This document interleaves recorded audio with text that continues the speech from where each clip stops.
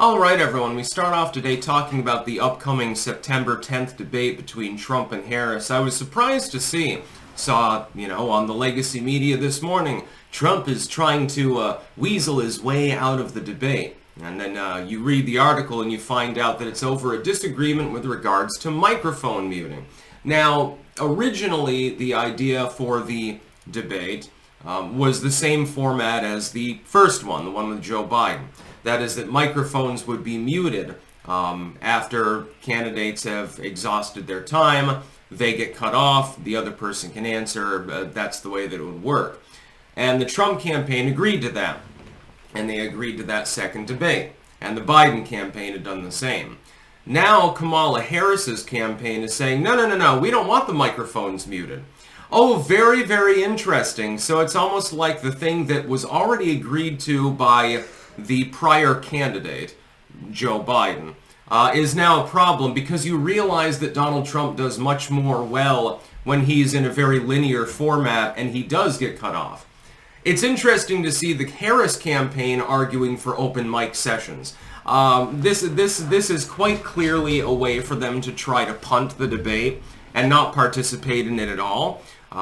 This is their way out, basically, which is hilarious because originally, supposedly, Trump was the one that had the problem with muted mics. So it's very, very surreal to see, and seeing the legacy media coverage of it, and it's being literally aggregated because it's now a major news story, mostly is pretending that the Trump campaign is trying to change the rules. He's not trying to change the rules. He's trying to keep the original fucking rules intact. He can literally do no right with some of these people. He can say, well, I mean, we already agreed upon this. What fuck gives? Kamala Harris's campaign comes and says, no, at the last minute, because August is almost over, says, no, we want to change the rules, and he's still to blame somehow. How dare he want to abide by the original agreed upon ramifications of the debate? How dare he? He's being sexist or racist or something like that. Link in the description, archived, of course. I almost couldn't believe it when I read it. I mean, it's up on CNN, and I see the headline. I'm like, is the Trump campaign doing something that I need to criticize? Because I'm willing to criticize the campaign. If Trump does something fucking stupid, I'm going to call it out because I want him to win. And so I'll be the content creator advisor, so to speak. But then I read the article and I find out, no, Trump's not doing anything wrong. He's abiding by the original terms of the debate agreement, and he's still getting shit for it. He can literally, again, do no right. There's nothing that Donald Trump at this point can possibly do to convince certain people that he's being virtuous. He can abide by an agreement. He can strenuously avoid breaking a law. And somehow the liberals will say, well, he should have broken that law. It's insane.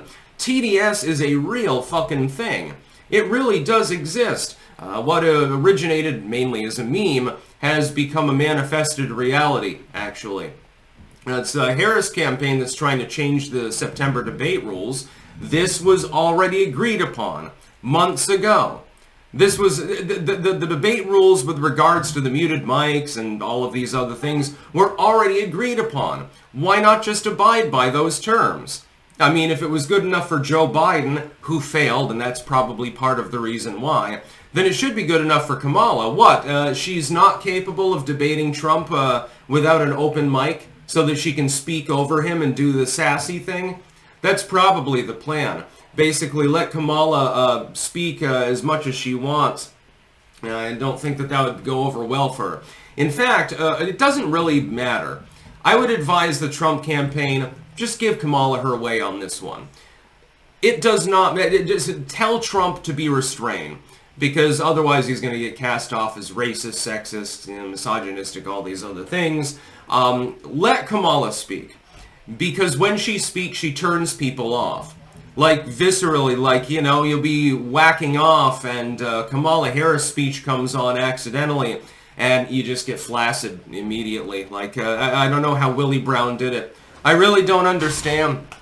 I guess that was when Kamala was younger and, not so hot-headed or something like that, I guess. But, no, it's the Harris campaign trying to change the debate rules. CNN, and MSNBC as well, by the way, are casting it off as though Donald Trump is the one who's sour grapes over the debate rules. He already fucking agreed to them. He didn't even want to originally. You'll remember the Trump campaign was originally arguing for open mics. Now it's the Kamala Harris campaign doing it. It's because they realize that Donald Trump does better in that linear format.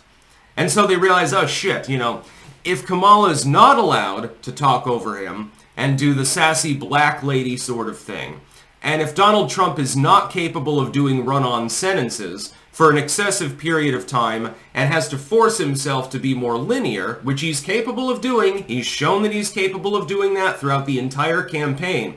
He's been much better at that, actually, now than he was in 2020 or 2016. Then Kamala is at a disadvantage. That's the reason why they're trying to change the debate rules. But you would never know that it was the Kamala Harris campaign trying to do that looking at these articles now, would you? You would think that it was Donald Trump that was doing that. Again, lies by structure, complete omissions of facts, just wall-to-wall propaganda. Everything that you can possibly throw, including the kitchen sink, is being thrown right now. They're doing this because they're afraid. They're terrified of this man. And that's because he actually walks the walk, doesn't just talk the talk. He's not a unipartyist. Is he part of the billionaire class? Yeah. Is he one of the elites? Of course.